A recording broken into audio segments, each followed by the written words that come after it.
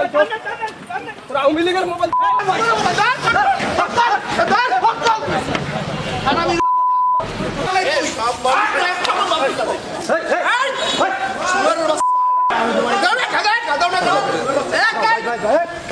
পুলিশের বাজারটা আছে যত ওসি সাহেবের মোবাইল দিয়ে দাও আওয়ামী লীগের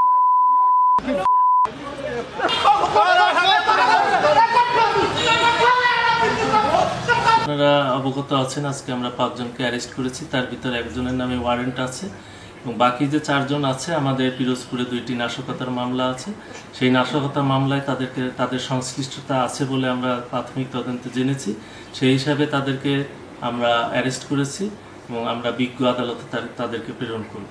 এটা আমরা তদন্তের সাথে এখন বলছি না, আমরা জিজ্ঞাসাবাদ করব, যদি পারি আমাদের তথ্য আমরা পেয়ে যাই তবে তাহলে আজকেই আমরা দিয়ে দেবো। নাহলে আমরা তো জানেন যে জিজ্ঞাসাবাদের জন্য 24 ঘন্টা সময় পাই, তার ভিতরেই আমরা তাদেরকে বিজ্ঞ আদালত